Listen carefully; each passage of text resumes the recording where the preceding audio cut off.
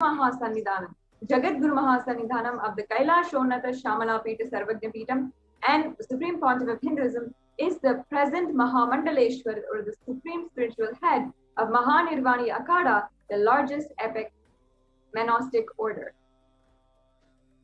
The Supreme Pontiff of Hinduism is also the 1008th Acharya Mahamandaleshwar, the head for all spiritual leaders of Atala Akhada, the ancient apex body of Hinduism.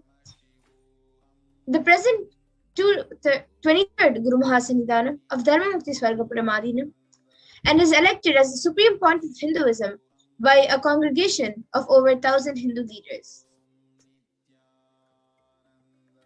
The Supreme Pontiff of Hinduism is revered as a teacher of Hinduism, most prolific, most viewed and read and watched, and he is the author of 300 books and 10,000 articles in 3 languages, including English, Tamil, and Sanskrit, which are translated into 50 further languages and over 1,000 titles. Over 20 million copies of books and articles are sold, read, and downloaded, and over 10,000 hours of discourses are available on the HDH Nithyananda YouTube channel. The Supreme Pontiff of Hinduism has enriched 1 billion plus lives digitally and respected as a commentator of sacred scriptures, Upanishads, Bhagavad Gita, Shiva Sutras, Brahma Sutras, Yoga Sutras, Ashtavakra Gita, Jain Sutras, and many more.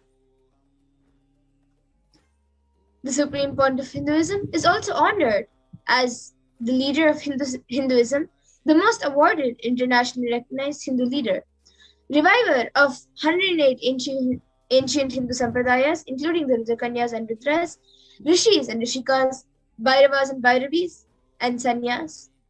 He is also the establisher of the largest Hindu university, the Kailasa Nithyananda Hindu University, in the world, with satellite campuses in 150 countries, and is also the establisher of 1,000 plus Kailasa enlightened ecosystems. The Supreme Pontiff of Hinduism is also the founder and reviver of over 100 Sarvagna Pitams, collector of the largest Hindu library with over 1 million books, 1 million palm leaf scriptures, and over 20 million digital books.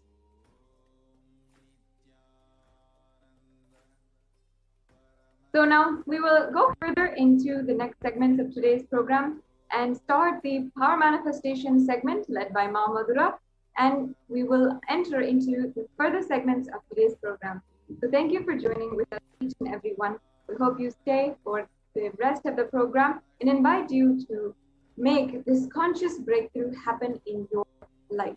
We'll be right back with you after a few minutes.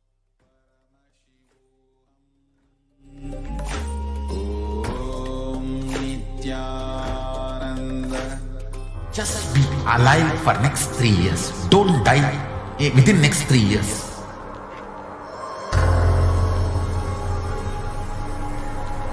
Just don't die within next 3 years. Be alive. Somehow be alive. I'm working sincerely. I will reach you somehow. Somehow I will reach you. It's my commitment to humanity.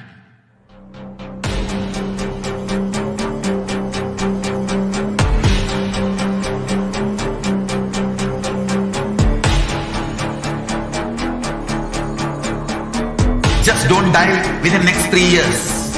I will reach you wherever you are, whichever corner of the world you may be. I will reach you with enlightenment. You manifesting the space, state, powers, being Paramashivoham. It is possible, and it is possible for you.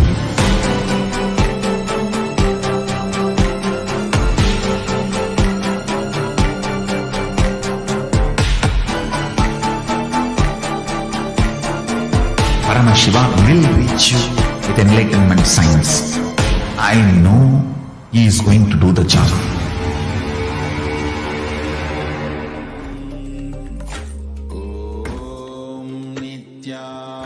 Nithyananda Paramashivoham.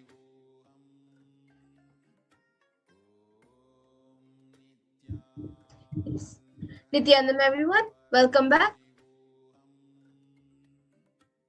And Now with this, we will be moving on to a live demonstration, an exciting segment where all of us will be seeing the live demonstration of the manifestation of extraordinary Shaktis of Paramashiva. Today, the Balasans, the Nithyananda yogis, and the initiate disciples of the Supreme Point of Hinduism will be demonstrating the powers of the third eye and sharing with all of us the experiences and results of the extraordinary manifestation of the divine powers awakened in us through the Diksha, the initiation.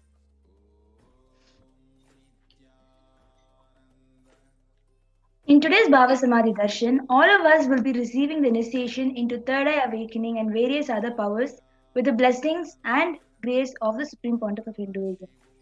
We will be manifesting the following powers: the power of third eye, seeing with our eyes blindfolded, and the power of body scan.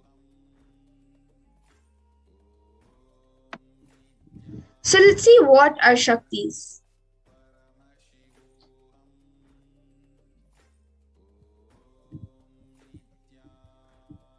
In the Vedagam, as the source scriptures of Hinduism, Paramashiva reveals in elaborate detail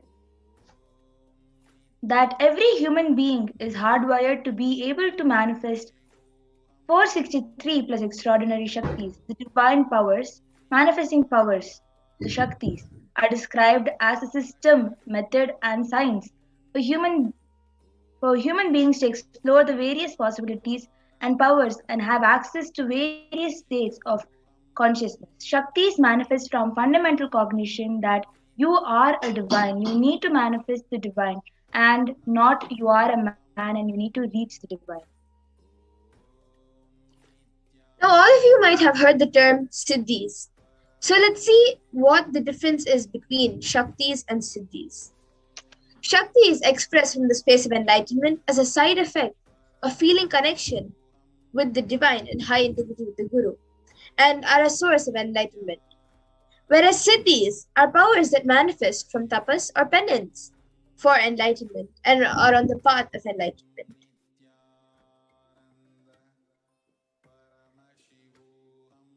The Shaktis of Paramashiva manifest through ordinary human beings in an extraordinary way after initiation from the avatar, whereas Siddhis are not permanent. Siddhis may divert you from enlightenment, whereas Shaktis are permanent.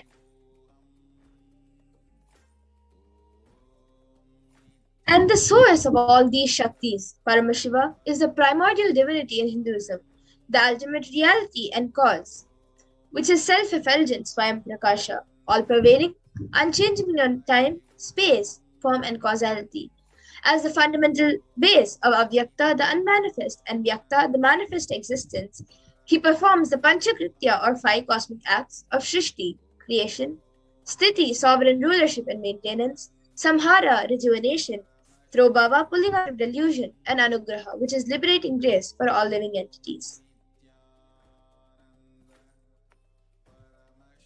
The avatar of Paramashiva, the Supreme Pontiff of Hinduism, Jagadguru Mahasannidhanam, His Divine Holiness Bhagavan Shri Nithyananda Paramashivam, as the 1008th living incarnation and representative of Paramashiva and the reviver of Kailasa, the ancient enlightened Hindu civilization and nation, the great cosmic borderless Hindu nation.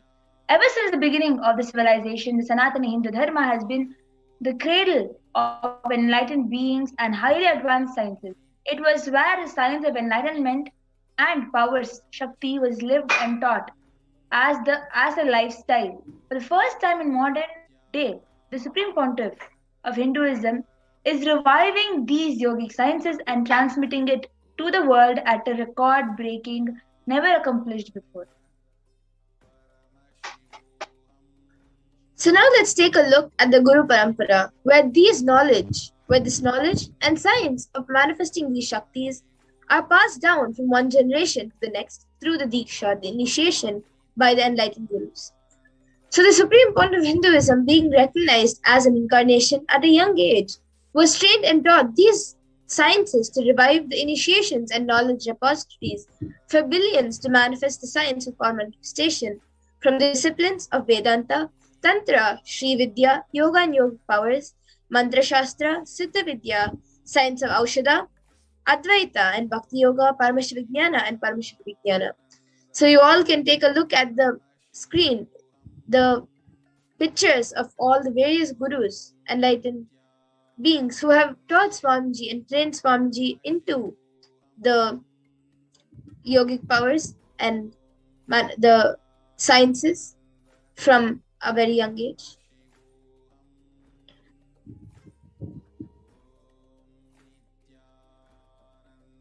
So how do we awaken the divine Shaktis in us? Manifesting Shaktis is the every ultimate truth, jnana, which is mapped into your consciousness, prajna, and manifests as a possibility and power of every being, prajnana.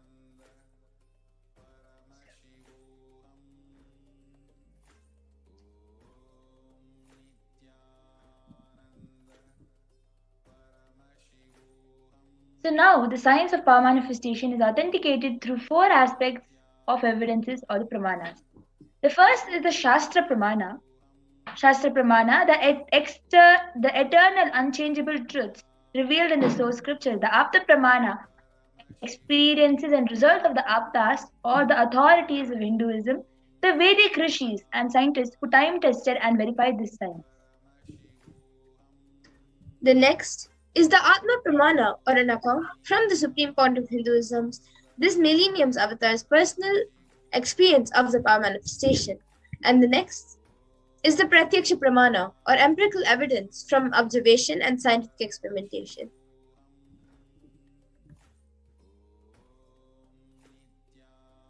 Vedagamas is a living applied science. Vedas are the ultimate superior authority for Hinduism.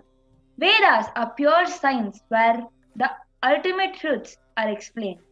Agamas are the scriptures where the applied technology, the applied science is expanded. Vedas and Vedagamas are given the status of Shruti as they are, directly revealed by Paramashiva. They are the ultimate, eternal, unchangeable truths. A reference cited from these Shastras or the source scriptures are the ones that are called the Shastra Pramana. So now let's get ready to witness a very unique and exciting demonstration live of the power of third eye.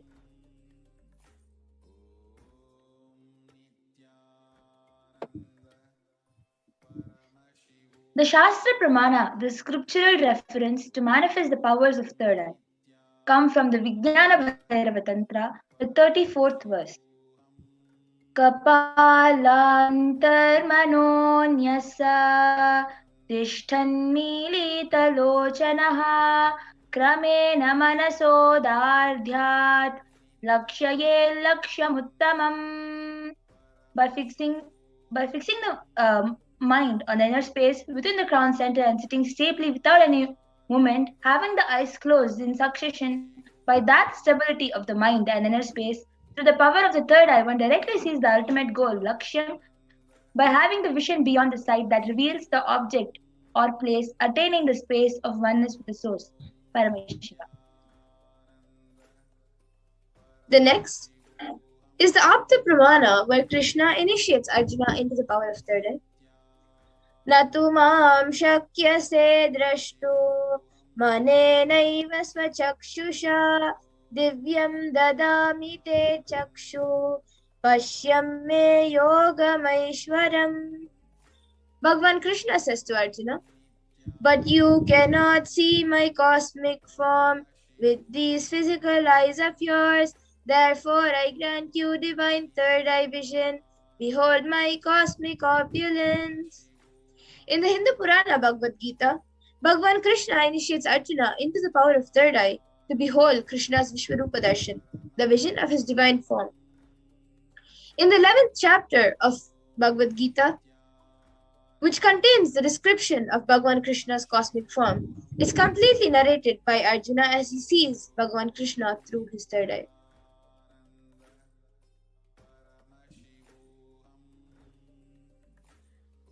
Atma Pramana, in Swamiji's own words, the first experience that I was able to see everything around me In Swamiji's own words, the first experience that I was able to see everything around me, above me, the whole 360-degree, 10 directions, below me, everything, I realized not only I was able to see, I was able to feel, experience all of that as me. The next is the Pratyaksha Pramana, the empirical evidence from observation and scientific experimentation.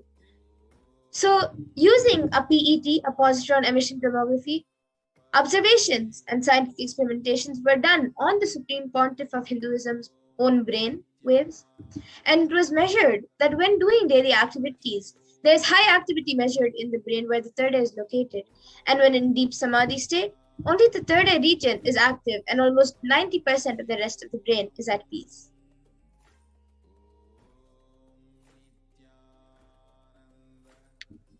The Sakshi Pramana, experiences and results of the extraordinary manifestation happening through the initiated disciples of the Supreme Pontiff of Hinduism.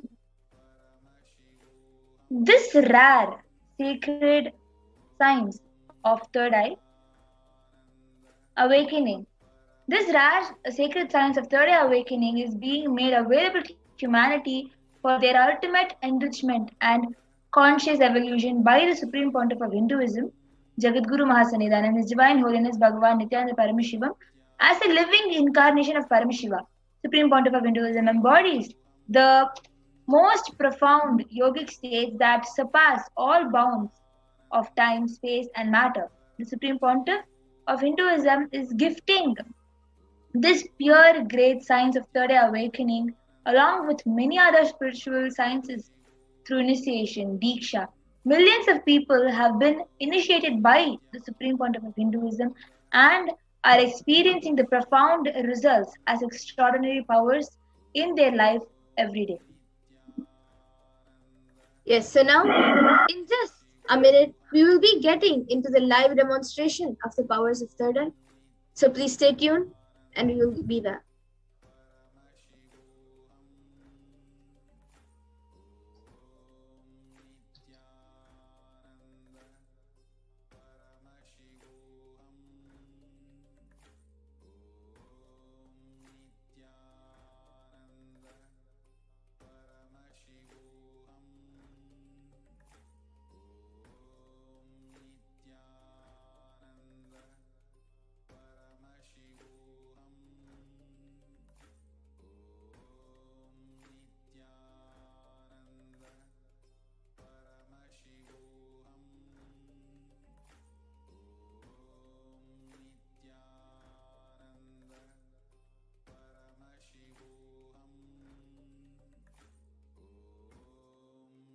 Nithyananda Paramashivoham. Om Nithyananda Paramashivoham. Om Nithyananda Paramashivoham. Om Nithyananda Paramashivoham. Om Nithyananda Paramashivoham. Om Nithyananda Paramashivoham. Om Nithyananda Paramashivoham.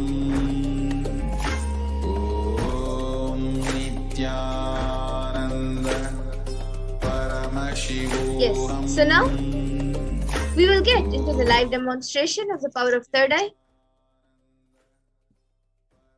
And now I have with me Mantya Amritananda, and I also have this eye band with me, which is certified by ophthalmologists, and it is completely foolproof when it is put on my eyes, as this is a thick opaque plastic sheet and there is thick black sponge behind it, which will prevent any light from going into my eyes. So in these two sockets my eyes will go into, and then it will prevent any light from coming in anywhere around my eyes. So now Ma Amita will be putting it on me. All of you can see it live being put on me.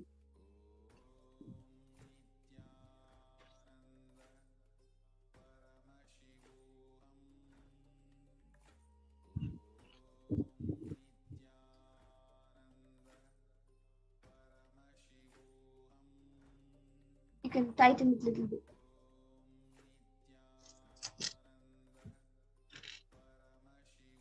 Yes, and move it a little bit down. Little down. Yes. Yes. So now you all saw it being put on me live. And if you all also noticed, when she was putting it on me, and even after that, I will not be touching the IBAN as to make it more foolproof. The yogi or the power manifester who is doing the power will not be touching the IBAN. So even for adjustments, I had asked Ma Amita. Yes, so now Ma Amita will be projecting some comments, the YouTube comments in front of me. And any of you can start posting your comments in the YouTube comment section and I will be reading it. Okay, so Kartika Elaya has put, tell my name. And then above that we have Acquisical Om Klim Krishnaya Namaha. Yes, and again we have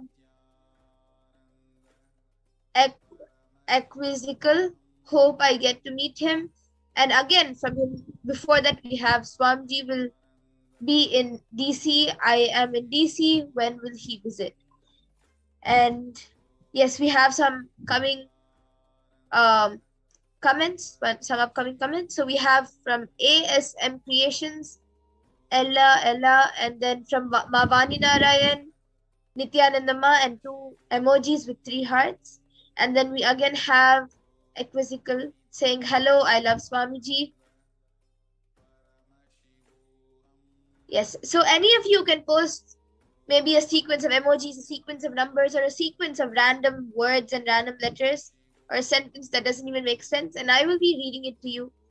And you can even maybe post something which you think I may not know. Okay, so we have Nitya Guha Bhamananda Indira, who has put blue. And then we have Bacham saying Ola with a question mark. And then Vinod Arulapan, Namo Namah Shivaya with a Namaskar emoji. And then we have again Bacham saying Algun Latino Akoy with a question mark. Then Ina Koldamo has put 130-12017. And then we have Kartika Elaya who has put, I will give you some name. Okay, yes, you can give some name and I will be reading out the name.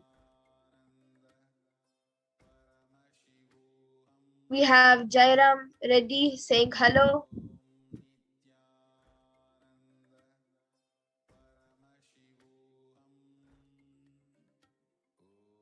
Yes, anyone else who would like to put in a comment and I will be reading it out?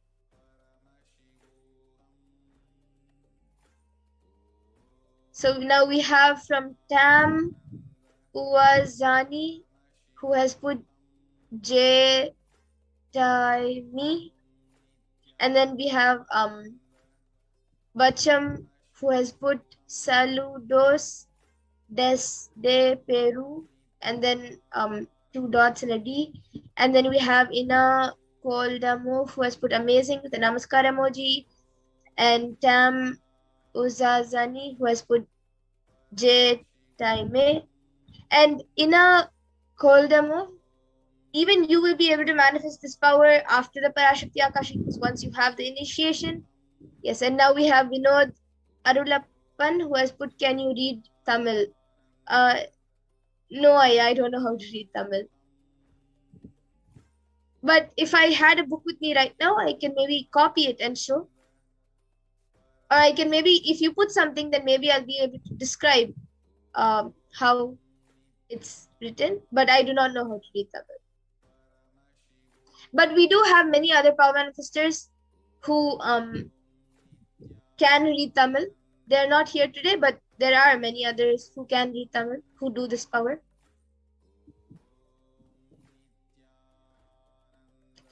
Yes, now we have Edison Monteiro, who has put Haima and a heart emoji.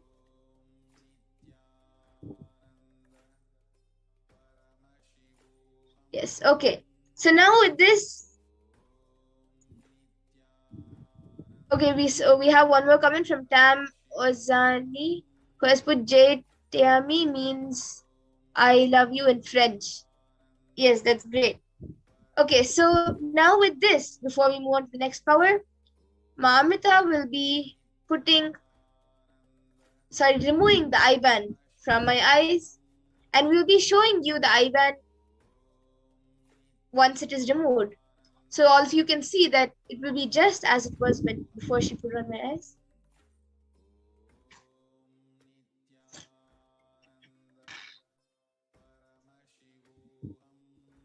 Yes, so all of you can see the eye band.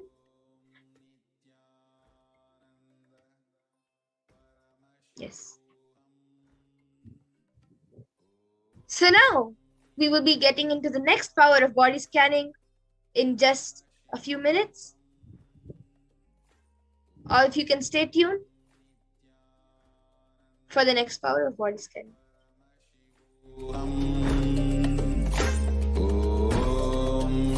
Nithyananda Paramashivoham. Om Nithyananda Paramashivoham. Om Nithyananda Paramashivoham. Om Nithyananda Paramashivoham. Om Nithyananda. Yes, so now let's get into the power of body scanning.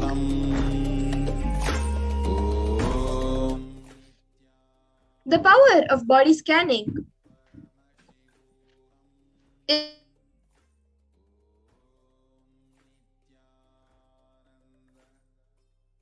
diseases or medically diagnosed issues and provide solutions through the third eye. The Shastra Pramana, the scriptural reference to manifest powers of body scanning.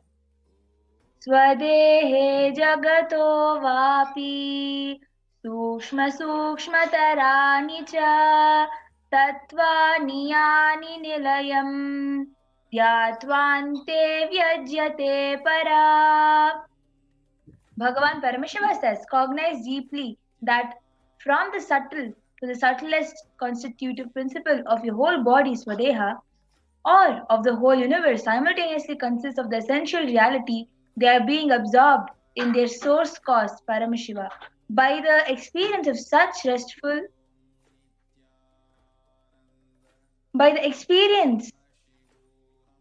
restful awareness, one becomes complete from all thoughts, and the ultimate universal divine power, Paradevi, Adishakti, Parashakti, is revealed, and the supreme power manifestation happens. The Apta Pramana for the power of body scanning is from the life of Siddha. Terayar was a Siddha and one of the most prominent disciples of Agathir. One day, a man suffering from severe headache comes to Agathir for healing. Agathir uses the power of body scanning and identifies the root cause of the headache. He reveals that there is a small terai, a type of frog, sitting in the person's brain. Agathir immediately instructs Terayar, his disciple, to perform an open head surgery and remove the frog. After the surgery is completed successfully, the person is healed and cured of the headache. Thus, he gains the name Terayar.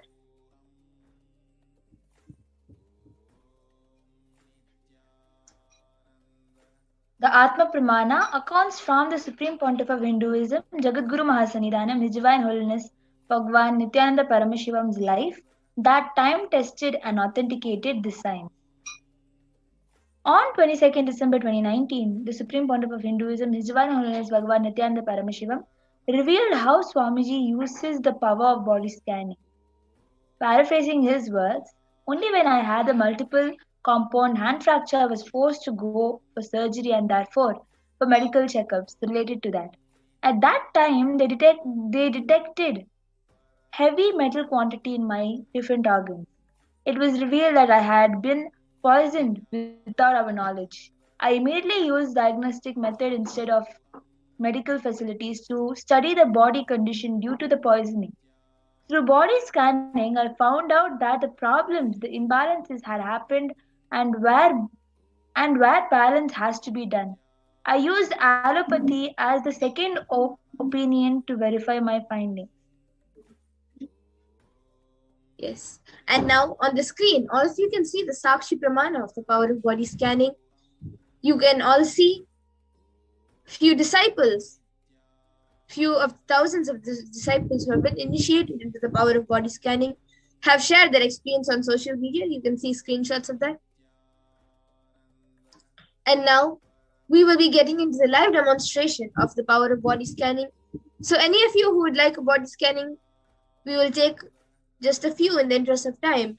But whoever would like a body scanning can put your comments in the YouTube comment section and we will be doing a body scanning for you.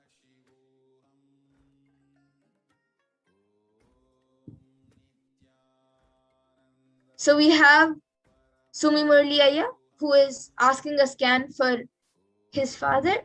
Aya, do we have your father's consent?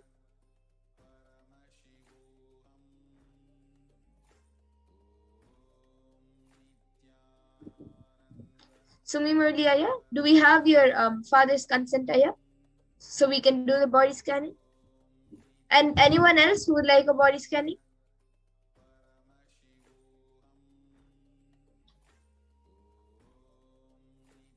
I see Sumi Murli Aya has asked for a scan for his father and saying that he is in USA. Aya, would you, do we have your father's consent? Yes, okay. So Ma Pragnana, you can maybe scan Sumi Murli Aya's father, who is in US right now. And we have Kartika Elaya, who is asking for a body scanning. So yes, Kartika Elaya, now I will be scanning your body. So both me and Ma Pragnana will be scanning, will be doing the power of body scanning for Sumi Murli Aya's father and for Kartika Elaya. Both of you are getting the scan. So please stay tuned in to get the scanning done.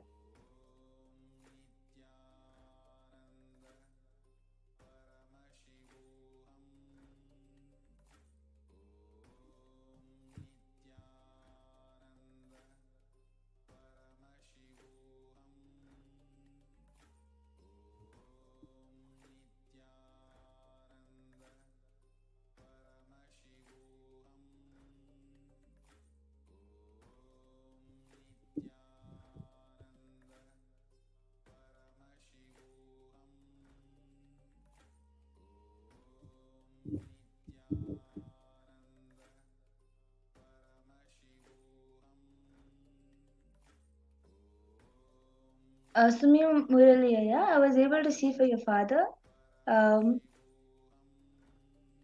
He is facing I'm able to see something red that is forming inside, in between his chest area and his stomach area, right in between there. I'm able to feel something red is forming, which is causing some irritation for him also inside. Yes, and I was able to see for Kartika Elaya, I was able to see that there's a lot of toxins getting accumulated all over your body, and it is because of the food which you're eating is not organic.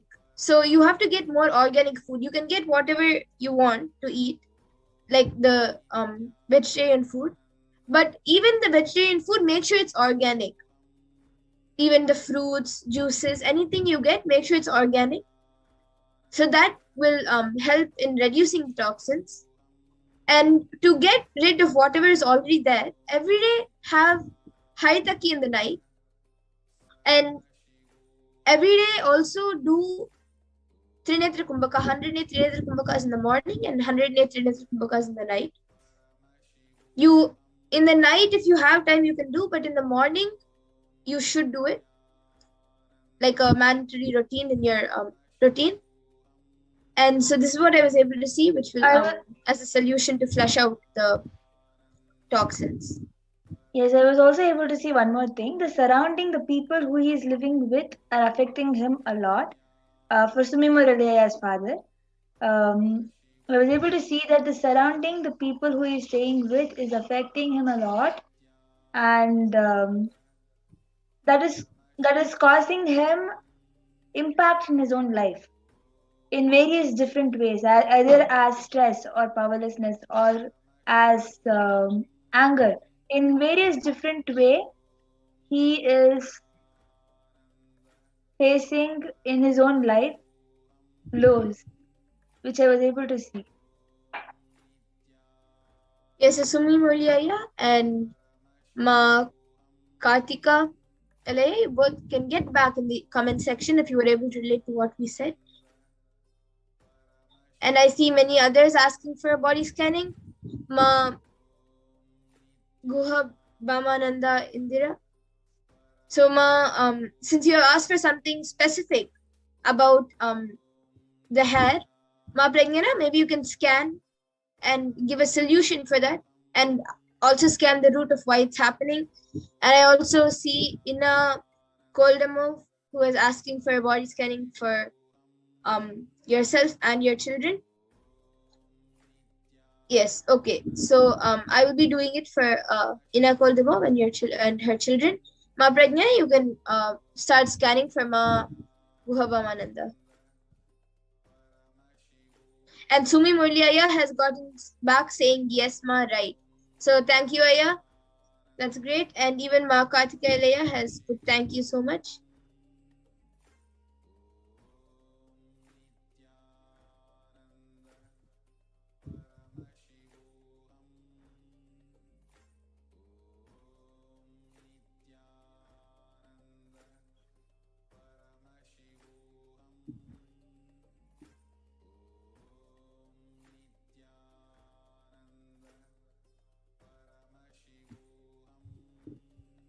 Okay. So Ma Ina Koldamo, I was able to see that for you, you're putting a lot of stress on yourself. Like you feel that the amount of work you have and the type of work you have, you will not be able to ask others for help, or you feel that even if you ask others for help, they will not be able to finish it properly. So even if they don't finish it properly and comes back to you, then you might have to do double of the work. So because of that, you put double the amount of stress on yourself. And so at the end of the day, you're not able to finish whatever you had in mind, either the work or the normal routine. You are not able to balance it properly, and also because of that, you also get really incomplete because you're not able to complete everything and you get really stressed out. So I was able to see for this, the solution is, if every day, just in your schedule, add little bit meditation. Don't you can see any meditation process which Swamiji has given on YouTube, and whichever you're comfortable with, you can do it. Some meditation, either there are many meditations which Swamiji has given actually, so you can choose whichever you're comfortable with. And every day, even if you have how much ever work you have, sometime in the day, either in the morning or in the night, in the afternoon, whenever you're just little bit available, even for like maybe 10 minutes, do the meditation for 10 minutes and try relaxing your mind. This will help you to slowly be able to manage everything and not get really stressed out. And I was able to see for your children, there is no specific problem, like they're quite healthy. I was just able to see if they become more active, it will be good. So I was able to see that there's a lack of activeness in them. So if they become a little more active, it would be great. Even if it's not outside activities, inside the house itself, because of the COVID, inside the house itself, they should be more active and more energetic. Even if it's not like running around and physical activities, in whatever they sit and do, they should be active. And Ma Pragnani, you can share more. Yes. So I was able to see, ma'am, that for your hair, the particular food that you take, the particular food that you consume, that needs to be changed, and that will help your hair with becoming more thicker and for your hair to grow. I was also able to see that the way you maintain your hair needs to have a change. Lots of chemical is being used on your hair. Don't use lots of chemical in your hair, and go for more Ayurvedic products and more Ayurvedic way of handling your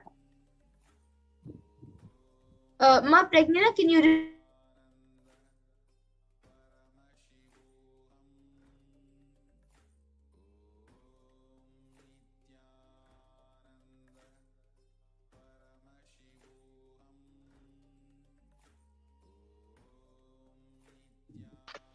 Sorry, your audio was breaking. Can you repeat the last one or two lines which you had said for Ma? Yes, I was able to see that you need to use more of Ayurvedic products, because I was able to see lots of chemicals being used in your hair. You should use more Ayurvedic products. You should go for more Ayurvedic products for your hair. Okay, so Ma Guhabamananda, you can, if you are able to relate to what she said, and you can get back in the comment section. And Ma Ina Koldimov has said, thank you so much. Everything you said is so true. Much gratitude. And she has put lots of emojis. So yes. And I see many others asking for body scanning. Today, in the interest of time, we will have to conclude the session today. I see Sumi Murliaya and Irison Monterio and Super Jambulingam, and yes, so we have few others also asking for body scanning. And I also see Ma Tunglam NG asking for blessings from Devi Parashakti for a job. She will Ma Tunglam, she will surely bless you, Ma. And please stay tuned in for the Parashakti Akashik readings to receive her blessings. And every day at 2 a.m. IST and 4 p.m. IST, we will be having the Power Manifestation segment. So all of you can join again and ask for body scanning. So with this, I thank you all for joining us for this Power Manifestation segment. Please stay tuned in for the next upcoming segments and for the Parashakti Akashik readings. Thank you, Nithyananda. Thank you, Nithyananda.